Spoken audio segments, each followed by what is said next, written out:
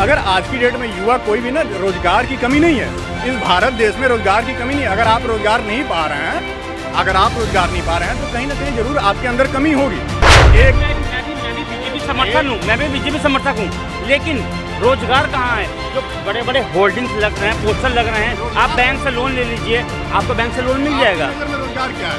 आप मुझे इस चीज़ के साथ, आपकी नज़र में रोजगार क्या है? आप दिल्ली में पिछले बता रहे हो 15 सालों से नौकरी कर रहे हो, 14 सालों से नौकरी कर रहे हो, ठीक है।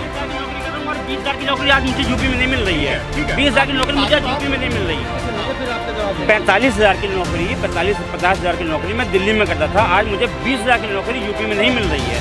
गुंडा राज पूरा देश में, किसी भी राज्य में जाइएगा तो कहिए, लोग कह रहे हैं कि योगी जैसा चाहिए। विदेशों में भी लोग कह रहे हैं कि अगर नहीं सुधर रहा है तो बताइए योगी जी को बुलाया जाए। सारा उल्टा इधर से पकड़ के इधर ले रहे हो। मैं आपको तो 1000 दे रहा हूँ, आप मुझे पैसा दो, मैं वापस में आपको करूँगा जो है। यार ये कहाँ का अंधेर नगरी, चौपट राजा टके शेरबाजी डगेसर खा जाओ। वाह भाई। लखनऊ नवाबों के शहर में सनराइज न्यूज़ की टीम आज आ पहुंची है और हम खड़े हैं लखनऊ के चारबाग रेलवे स्टेशन पर। हम यहां पर आए हैं जनता से, जनता का हाल जानने और जनता से चुनावी माहौल को जानने। क्या कुछ विकास हुआ है पिछले 4.5 सालों में और कानून व्यवस्था को लेकर के यूपी सरकार जिस तरीके से दावे कर रही है, क्या कुछ कानून व्यवस्था है, ये सब हम जानेंगे यहाँ की जनता से। क्या नाम है भाई आपका? आफ्ताब अंसारी नाम है सर। बड़ा मुस्कुरा रहे हैं आप। जी सर। क्यों बता दीजिए मुस्कुराहट की वजह? कोई खास वजह नहीं, आपको देख के मुस्कुरा दिए। क्यों, मेरे में ऐसा क्या दिख गया आपको जो मुझे देख के? आपका जो हाव भाव है सर, उसे देख के मतलब थोड़ा मोड़ा आपको क्या अच्छा लगा? आपके अच्छा लगा? चलिए बहुत बहुत धन्यवाद। कहाँ से आए हैं आप? सर हम देवरिया से आए हैं। देवरिया से आए हैं। क्या लग रहा है इस बार उत्तर प्रदेश का माहौल किस ओर है? सपा की ओर जा रही है सर। सपा की ओर जा रही है और नहीं तो क्या सर। अच्छा, क्यों योगी आदित्यनाथ का काम अच्छा नहीं लगता? सर उनका काम अच्छा हमको नहीं लग रहा है। क्यों सर? क्योंकि मई में वो बोले थे कि गड्ढा मुक्त होगी। आज तक मतलब मेरा वहाँ का एक 18 किलोमीटर का रोड है, यहाँ से देवरिया से लेकर हाटा का, वो आज तक गड्ढा मुक्त नहीं हुआ। हम लोग जाते हैं, जितना समय हम लोग हाटा से गोरखपुर समय लगता है जाने में, उतना हम लोग 5 किलोमीटर जाने में समय लगता है। चलते पहुँच जाते हैं। अब बताइए यहाँ पर एक और बिल्कुल बहुत, तब भी सरकार के मुताबिक बहुत विकास हो गया। यहाँ पर एक और भैया हमारे साथ। क्या नाम है भैया आपका? मेरा सत्येंद्र सिंह। कहाँ से आए हैं आप? बलिया से। तो आप भी बलिया से हैं, ये भाई भी देवरिया से हैं। उत्तर प्रदेश का क्या कुछ माहौल लग रहा है कि कुछ विकास हुआ है पिछले 4.5 सालों में? बहुत विकास हुआ है, विकास की कमी नहीं है। अच्छा, विकास की कमी नहीं है। बहुत दिनों से लूटा गया था, जो रोड टूटे पड़े थे, तो ये 5 साल में सुधरने वाला नहीं है। जो भी गड्ढा पूरा लूट लिया गया, किसी के भी घर को अगर एक बार में बनाने के लिए कहा जाए तो संभव नहीं है। मैं आपको एक बार रोकना चाहता हूँ। लखनऊ उत्तर प्रदेश की राजधानी है। इन भाई ने बताया देवरिया में कि पूरा उत्तर प्रदेश ही गड्ढे की सड़कों के साथ है। मैं जहाँ पर खड़ा हूँ चारबाग में, मैं कैमरामैन से बोलूँगा कि वो आसपास की सड़कों की तस्वीरें दिखाए कि किस तरीके से गड्ढा मुक्त के जो दावे किए जा रहे हैं सरकार की ओर से, वो कहाँ गड्ढा मुक्त है। और ये इस साइड दिखाइएगा आकार में, अपने सहयोगी कैमरामैन से बोलूँगा कि देखिए ये है उत्तर प्रदेश की सरकार के दावे। ठीक है, इन भाई से बात करेंगे जो बता रहे हैं कि एक बार में सारे काम नहीं हो सकते। अब आप बताइए। गड्ढा मुक्त गड्ढा रह भी जाए तो कोई बात नहीं, लेकिन बाकी काम तो हो रहे हैं। अगर उन गड्ढों की वजह से किसी की मौत हो जाए सड़क हादसे में तो उसके पहले वाले भी जिम्मेवार हैं। अभी तो इस सरकार 5 साल में पूरा प्रदेश की रोड तो बन नहीं सकती है। हाँ, बताइए। सर जो ये बोल रहे हैं 5 साल में गड्ढा मुक्त नहीं होगी, मुक्त इसलिए कह रहे हैं कि अभी 1 महीने पहले की बात है, मेरे फूफा जी थे, वो गड्ढे की वजह से अचानक एक सामने कुत्ता आ गया। वो गड्ढा अगर नहीं होता तो शायद वो बच गए होते। आज वो गड्ढा की वजह से आज उनकी मौत हो गई है। इसमें पहले वाले भी तो दोषी हैं। मैंने वही बात करी, सड़क हादसों की वजह से इतनी मौतें हो जाती है और आप कह रहे हैं कि कोई बात नहीं, सड़क तो एक बार में पूरा कैसे गड्ढा बना देगी? कोई भी सरकार रहती तो बना देगी। हम ये नहीं कह रहे एक बार में कुछ नहीं हो सकता, लेकिन सरकार फिर झूठे दावे क्यों करती है? दावा कहाँ झूठा है? योगी आदित्यनाथ तो कह रहे कि हमने गड्ढा मुक्त उत्तर प्रदेश बना दिया। बन रहा है, बनने के लिए पूरा चल रहा है काम। वो तब तक चलेगा जब तक चुनाव आ रहे हैं, उसके बाद फिर से सरकार। चुनाव से कुछ नहीं लेना देना, इसमें लगातार चलता रहता है काम। इसमें यही तो है, चुनाव को लेकर नहीं कुछ काम होता है, बिना चुनाव का काम होता है। अच्छा, गुंडा राज को लेकर के आपकी क्या सोच है? गुंडा राज पूरा देश में, किसी भी राज्य में जाइएगा तो कहिए, लोग कह रहे हैं कि योगी जैसा चाहिए। विदेशों में भी लोग कह रहे हैं कि अगर नहीं सुधर रहा है तो बताइए योगी जी को बुलाया जाए। अब इस योगी जी को विदेशों में तो बुलाया जा रहा है, लेकिन लखीमपुर में भी बुलाया जा रहा है। लखीमपुर में भी उनका जाना तो बनता है ना। तो लखीमपुर में जाएंगे वो? कब जाएंगे? समय आएगा तो जाएंगे वहाँ। अरे इतना बड़ा हादसा हो गया, आप कौन से समय की इंतजार? योगी जी का उसमें क्या बात है? कोई दंगा, योगी जी कहीं भी दंगा हो जाएगा तो क्या हो जाएगा? सर अभी हम मुद्दा उठा रहे हैं वहाँ का लखीमपुर खीरी का। आपने सब लोग नहीं देखा होगा, आप लोग सब लोग देखा होगा, मंत्री के बेटे थे। किसान आंदोलन चल रहा है, आंदोलन चल रहा है, आप लोग सब लोग देख रहे हैं। आजकल जो आंदोलन चल रहा है उस पर सरकार कुछ सोच ही नहीं रही है। आंदोलन कुछ हो ही नहीं, तो आंदोलन करो। सरकार सोच रही है ना, सरकार बता तो रही खालिस्तानी है वो। बस खालिस्तानी। अब देखिए उनका परिवार खत्म हो गया। आंदोलन कर रहा क्यों फिर वो 10 महीने से जो बैठे हुए किसान वो क्या कर रहे है, हैं? किसान नहीं है वो। आपको किसान कैसे के पता? पास इतना कहाँ आपको फुर्सत है? कैसे पता वो किसान नहीं है? ये विपक्षी पार्टियों द्वारा लगाए गए कार्यकर्ता है, कोई किसान नहीं है वो। सर, एक भाई है पीछे से झांक रहे, क्या नाम है भाई आपका? एक्चुअली मैं पश्चिमी उत्तर प्रदेश से हूँ अच्छा, बहुत बढ़िया। और अभी मैं लखीमपुर से घूम के आ रहा हूँ। लखीमपुर से हम भी आए हैं, वहाँ से कवरेज करके। आप कवरेज करके आपने हॉस्पिटल कवरेज किया? वहाँ पे बिल्कुल। बहुत ज़्यादा गंदगी है। और अगर सीएम योगी आदित्यनाथ ये कहते हैं कि हमने कुछ विकास किया है पूर्वांचल में, तो मैं एक ही शब्द कहूँगा उसके लिए। हमारी साइड में बोला जाता है घंटा, कोई विकास नहीं किया है। अगर डेवलपमेंट की बात करें, वहाँ पे नशेबाजी बहुत ज़्यादा है, रोड बहुत ज़्यादा ख़राब है, हॉस्पिटल में गंदगी है, जहाँ वो इलाज होता है जस्ट उसके बराबर में। मतलब कुल मिलाकर के अगर ये कहे कि वो इलाज करने के लिए है तो नहीं, वो केवल बीमारी फैलाने के लिए है। सत्ता के नशे की बात तो सभी पूरा देश देख रहा है, पूरी दुनिया देख रहा है किस तरीके से किसानों पर गाड़ी चढ़ा दी गई है। मैं अगर विकास की बात करूं तो क्या लगता है कि उत्तर प्रदेश में पिछले 4.5 सालों में कुछ विकास देखने को मिला है? एक्चुअली सभी को पता है कि प्राइवेटाइज की जा रही है चीज़ें, और विकास के नाम पर मैं तो एक चीज़ जानता हूँ कि जो बीजेपी पार्टी सत्ता में आती है तो वो केवल और केवल धर्म के नाम पर आती है। एक्चुअली धर्म से मैं भी हिंदू हूँ, लेकिन सियासत ये चंद मतलब ये नहीं कि भगवानों पर ही राजनीति की जाए। एक्चुअली धर्म का तो विषय ही अलग है राजनीति से। और अगर भारतीय संविधान की बात करें, उसको बीच में लेकर के आए, तो वो यहाँ पंथ निरपेक्ष की बात करता है, लेकिन ये लोग धर्म के ऊपर राजनीति कर रहे हैं। बिल्कुल, केवल टोटली राजनीति धर्म के ऊपर है, जातिवाद के ऊपर है। मतलब पूरा ये जाति, मुझे बोलना चाहिए कि ये केवल जाति के कंसेप्ट पे, धर्म के कंसेप्ट पे पॉलिटिक्स में मतलब सत्ता में आते हैं।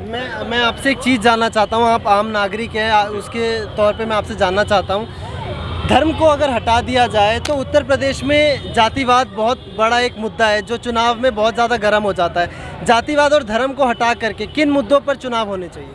एक्चुअली सबसे पहली बात तो ये है कि हमारे जितने भी नेता हैं सारे एक्सीडेंटल है। पहले समाज चुनता था नेता, लेकिन अब जितने भी नेता हैं, चूँकि कुर्सी को लेकर के बहुत ज़्यादा आकर्षण है लोगों में, और नए लड़के, नए लौंडे अब राजनीति में आने लगे हैं, और वे धर्म का चोला पहन करके, जाति का चोला पहन करके, चूँकि अलग संगठनों में भर्ती हो जाते हैं। बिल्कुल। और अगर बीजेपी की बात करें, वो तो आरएसएस का एक विंग है, उसके कुल मिलाकर के 42 विंग है, तो जकड़ा हुआ है चीज़ों को।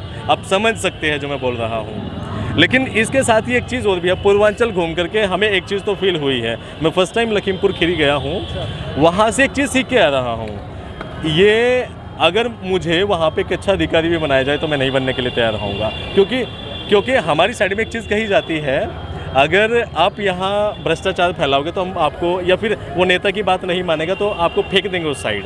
मतलब पूर्वांचल में ये बातें मतलब आज भी उत्तर प्रदेश में इस सदियों पुरानी चीज़ आज भी मौजूद है। आप वैसे कहाँ के रहने वाले हैं? मैं पश्चिमी उत्तर प्रदेश के जिला शामली से आता हूँ। अच्छा, शामली में दिल्ली के बहुत नज़दीक है। जी बिल्कुल। तो शामली के क्या कुछ माहौल है, मतलब वहाँ पर कुछ विकास देखने को मिला आपको?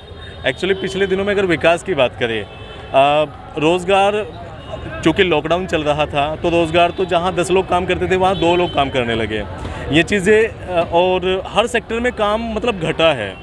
लेकिन वहाँ अगर रोज़गार की बात करें या फिर इसके साथ साथ विकास की बात करें, और मैं दोनों को पैरेलल देखूँ तो हम लोग फिर भी अग्रणी हैं।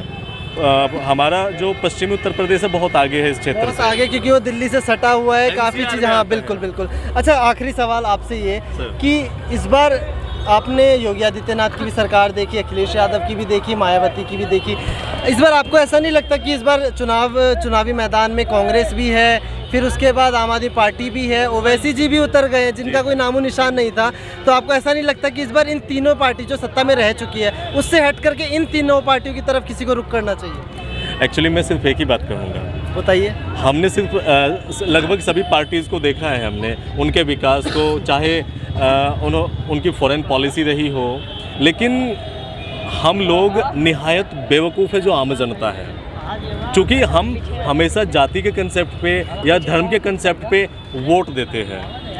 मैं सिर्फ अपने देशवासियों को भी सभी को एक बात बोलना चाहूँगा, इस बार अगर आप वोट करने के लिए जाते हैं तो बीजेपी के लिए या ओवैसी के लिए या किसी पार्टी के लिए नहीं, केवल और केवल देश के लिए, देश के लिए और अपनी जो ज़रूरत की चीज़ें उनके लिए। एक भाई और खड़े हैं, क्या नाम है भाई आपका? अभिषेक शुक्ला।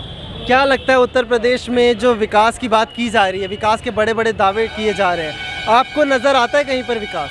देखिए जैसा अभी बड़े भाई साहब ने बोला हमसे कि उत्तर प्रदेश की राजनीति के बारे में, तो एक्चुअली मैं बहुत व्याकुल था इस चीज़ के बारे में, उनके अपनी राय रखने के लिए। जैसा देखिए, जैसा जैसा चुनाव नज़दीक आता जाता है, अगर आप एक हिंदू राष्ट्र में रह रहे हैं, आप भारत में रह रहे हैं, तो देखिए कहीं ना कहीं योगी जी की सरकार और मोदी जी की सरकार में अयोध्या में श्री राम जन्मभूमि का जो निर्माण हुआ है, आई थिंक ये हम सभी हिंदुस्तानियों के लिए बहुत गर्व की बात है। ठीक है, सबका विकास इस भारतीय जनता पार्टी का एक ही नारा है। विकास हो रहा है? बिल्कुल हो रहा है। मैं एकदम अपनी लाइफ किन चीज़ों में विकास हो गया? देखिए मैं एक बात करूं कि बात विकास की जहां तक आपने करी, देखिए अगर आप एजुकेटेड पर्सन है, आप ग्रेजुएशन है, जैसे अभी बहुत पहले, अभी 6 महीने पहले, साल भर पहले नारा एक लगा था कि योगी जी युवा जनरेशन कहाँ जाए, पकौड़े बेचने जाए या तेल बेचने जाए या ये करने जाए। मैं भी एक युवा हूँ, फार्मा सेक्टर में आज एक बहुत इस्टेब्लिश कंपनी में काम करता हूँ। हर एक चीज़ें, चलिए ठीक है, हमारी बात अलग है, ठीक है। अगर आज की डेट में युवा कोई भी ना, रोजगार की कमी नहीं है इस भारत देश में, रोजगार की कमी नहीं। अगर आप रोजगार नहीं पा रहे हैं, अगर आप रोजगार नहीं पा रहे हैं तो कहीं ना कहीं जरूर आपके अंदर कमी होगी। आज की डेट में भारत सरकार की अगर बात की जाए या उत्तर प्रदेश सरकार की बात की जाए जेन्युइनली में, तो उत्तर प्रदेश सरकार की बात की जाए या भारत सरकार की, तो उन्होंने उतना रोजगार दिया है। ठीक है, अगर आप रोजगार नहीं पा रहे हैं, कहाँ रोजगार दिया आपको? कहाँ रोजगार दिया आपने, बताइए। आप ये बताइए कहाँ नहीं दिया है? कहाँ दिया आपने? बताइए तो सही। आप जैसे बता रहे हैं कि बहुत रोजगार दिए, कितनी प्राइवेट कंपनियां आ गई? आज की डेट में एक युवा परेशान है। आप फार्मा सेक्टर में हैं, हाँ। मैं टेलीकॉम सेक्टर में। मैं क्या बोला? मैं टेलीकॉम सेक्टर में 14 साल दिल्ली में रहा हूँ। 14 साल दिल्ली में रहा हूँ, गोरखपुर छोड़ के दिल्ली में 14 साल रहा हूँ। अगर इतनी नौकरी होती तो वो अपना ही प्रदेश छोड़ के बाहर क्यों जाते? फर्स्ट ऑफ ऑल ये वापस आया तो आज भी जब इंटरव्यू देने गया तो योगी जी, मोदी जी की रैली आ गई, उसमें मेरा इंटरव्यू कैंसिल हो गया।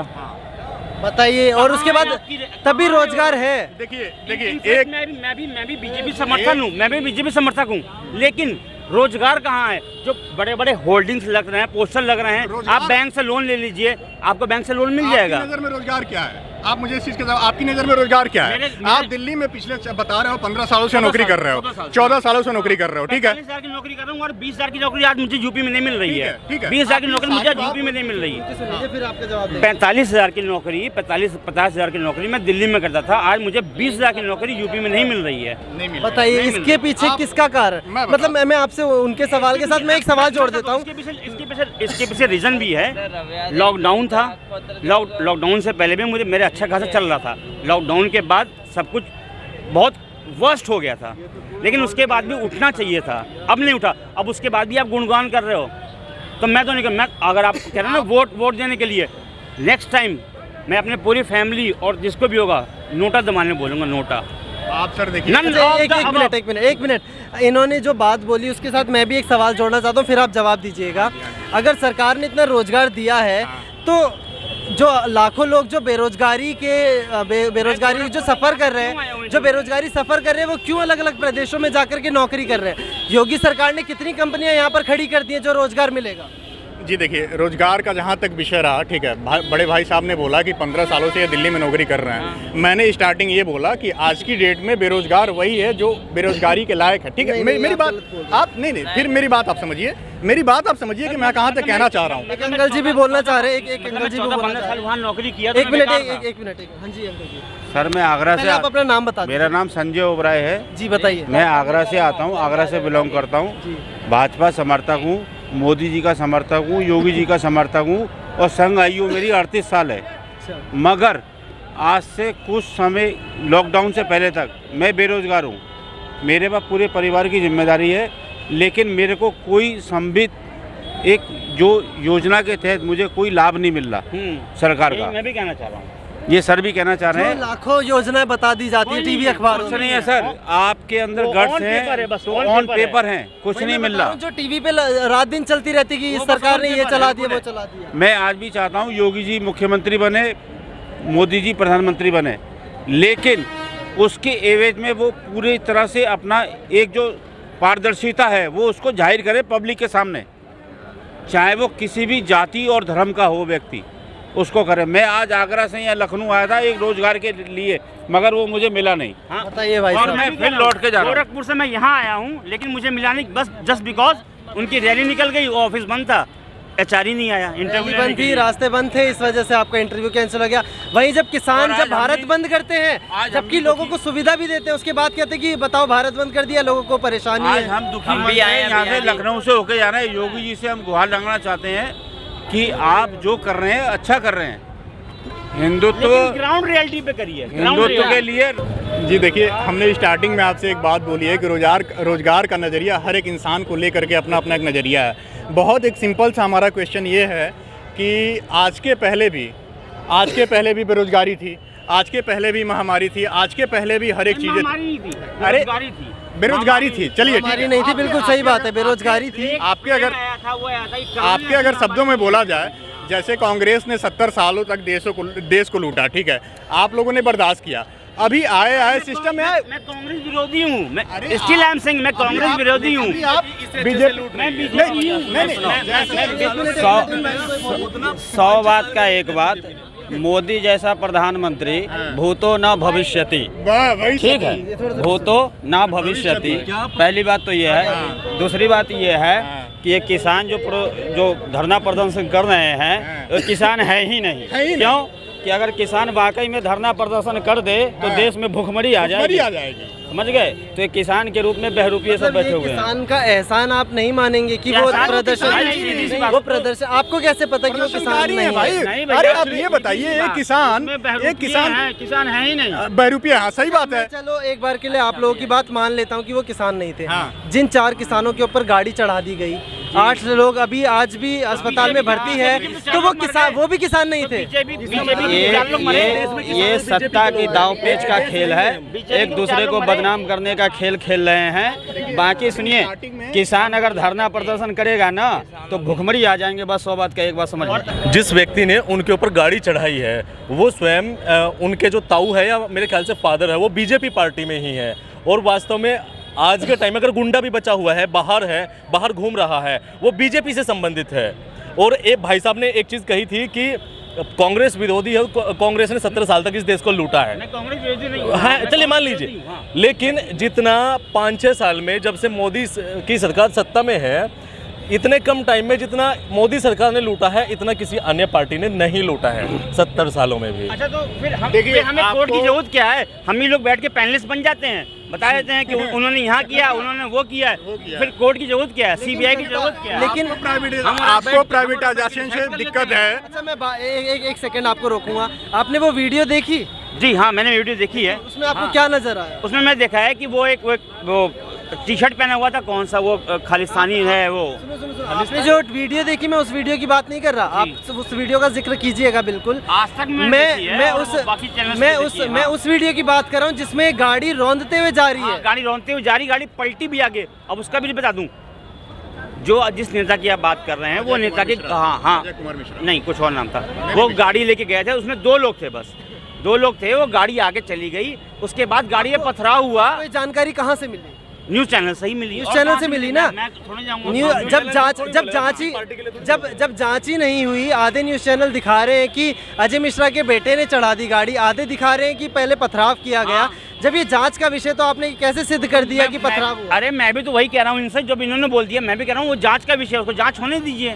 जिन किसानों की मौत हुई उस पर अफसोस नहीं जताना चाहिए। हमें अफसाना चाहिए भैया, हमें क्यों नहीं अफसाना चाहिए? हमारे किसानों की मौत हुई है, किसान हमारे भाई है, उन 4 जानों की मौतें हुई है, उनका फैसला कौन करेगा? किसान लाठी लेके आते हैं और तलवार लेके आते हैं। क्या लेके आते हैं? कुछ नहीं। अगर किसान लाठी लेकर के आएंगे तो उनपे, मतलब किसान लाठी लेकर के आएंगे, किसान लाठी लेकर के आएंगे। अन्ना हजारे का है मेरे पास, अन्ना हजारे का प्रोटेस्ट एक्चुअली दरअसल सुन लीजिए, अभी भाई साहब कह रहे हैं कि जो, पहले मैं आपको जोड़ दूं, अगर वो तलवार अपने साथ रखते हैं, सिखों की सिखों का पग के साथ रहता है किरपान। और दूसरी चीज, अगर कोई लाठी डंडा अपने साथ रख रहा है तो मतलब उसके ऊपर गाड़ी चढ़ा दो। नहीं, गाड़ी नहीं चढ़ा दो। उसके बाद अगर यही चीज जो है अगर मंत्री का बेटा मरा होता तो उस जगह आप क्या कहते? बिल्कुल होता, अगर उस जगह मंत्री का बेटा मरा तो क्या कहते यार? एक भी मंत्री का बेटा नहीं मरता, एक भी नेता का नहीं मरता, मरते तो किसान है यार, गरीब मरता है। अरे मैं ये उस गरीब के लिए सोचो जो अन्न पैदा करता है यार। लाल बहादुर शास्त्री ऐसे नेता थे जिन्होंने अपने प्रधानमंत्री आवास पे बैल हाथ से जो है गेहूं बोया था जब सूखा पड़ा था। मैं आपसे एक सवाल जानना चाहता हूँ, क्या आप अपने परिवार से कितने दिन तक दूर रह सकते हैं? नहीं, दूर नहीं सकता। नहीं रह सकते ना, लेकिन आप सुन लीजिए, मेरी बात सुन लीजिए। रोटी के चक्कर बताया मैंने, गोरखपुर से मैं दिल्ली रहा हूँ तो रहा हूँ, कुछ ना कुछ मिला। हाँ। आप उन किसानों की जरा सोचिए जो 10 महीने से अपने परिवारों से अलग होकर के दिल्ली की सड़कों पर, दिल्ली के बॉर्डर पर बैठे हैं। हम गए हैं भैया, मैं बता रहा हूँ, ठीक है। जो बॉर्डर बैठे हैं उनको खुद ही मना कर दिया किसान नेता ने कि जो बॉर्डर बैठे हैं वो किसान नहीं है। जिस किसान नेता की आप बात कर रहे हैं ना, वो किसान नेता खुद आज 10 महीने से बाहर है, अपने घर भी नहीं गया। हाँ, एसी गाड़ी में बैठ रहे हैं। क्यों तो नहीं बैठ सकते? बैठ रहे हैं तो एसी गाड़ी में बैठ रहे हैं, वो किसान नेता है। अच्छा, एक मिनट, आपकी कितनी आमदनी होती है महीने की? 40-45 हज़ार थी, अब नहीं है। नहीं है ना, अब नहीं है, अब नहीं है। एक टाइम था, आपने जो आपको सुविधा लेनी चाहिए थी आपने वो ली। अगर किसान इतने लंबे समय से बूढ़ा हो गया खेती करते करते, क्या उसका अधिकार नहीं है कि वो एसी में जाके बैठे? सर, अगर आप एग्जैक्टली रिपोर्टर हैं तो आप भी अंडरस्टैंड करेंगे कि अंडरस्टैंड कर रहा हूँ पिछले 10 महीने से। अब ये जो किसान प्रोटेस्ट था, अब वो किसान प्रोटेस्ट नहीं रह गया, अब वो हायर हो गया है। मतलब अगर सरकार उसी, सबको पता है किसने हायर किया, कांग्रेस ने हायर कर लिया। अच्छा, मैं आपको बता, एक मिनट मैं आप सभी को रोकना चाहता हूँ। आपकी हायर कर लिया। एक मिनट भाई साहब, अरे महाराज सुन तो लीजिए। आपकी तो जबान वही है जो बीजेपी बोल रही है, बीजेपी की भाषा है। और मैं तो स्टार्टिंग में बीजेपी के अगेंस्ट किया कि बीजेपी की वजह से मेरी नौकरी चली गई। नहीं, लेकिन स्टार्टिंग में लेकिन बाद में आप बात बीजेपी की कर रहे हैं सर, आप बीजेपी की भाषा बोल रहे हैं। मैंने इनकी गन्ने की बात नहीं किया। हम लोग बोले कि जो छोटे छोटे किसान थे, हम लोग जो जमीनी स्तर पे काम करने वाले, हम लोग कभी 1 रुपया मिलता ही नहीं था। क्या किसान के लिए तो मुद्दा है कि किसानों को आप थोड़ा सा दे रहे हो और इतना तो खर्च करवा रहे हैं। हाँ, नहीं, वो कभी भी हम लोग 2,000 दे रहे हो डीजल पेट्रोल के दाम से। खेत की जुताई कितना हो गया, सिंचाई कितना हो गया, बिजली का बिल कंक्लूड कर लो, सारा उल्टा इधर से पकड़ के इधर ले रहे हो। मैं आपको 2,000 दे रहा हूँ, आप मुझे पैसा दो, मैं वापस में आपको करूँगा जो है। यार कहाँ का अंधेर नगरी, चौपट राजा, टके शेरबाजी, टके से खा जाए। वाह भाई, क्या बात है। चलिए, तो हम मौजूद थे लखनऊ के चारबाग रेलवे स्टेशन के बाहर, जहां पर हम लोगों ने कई लोगों से बातचीत करी। सभी ने अपनी अपनी प्रतिक्रियाएं दी। कई लोग ऐसे मिले जो योगी सरकार से नाराज़ दिखाई दिए और कई लोग ऐसे मिले जो योगी सरकार से काफ़ी खुश दिखाई दिए। लेकिन ज़मीनी हकीकत क्या है, इसका परिणाम क्या होगा, वो चुनाव के बाद ही जनता तय करेगी। फिलहाल इस वीडियो में इतना ही। सनराइज न्यूज़ के लिए कैमरा पर्सन आकार के साथ मैं विशाल, धन्यवाद।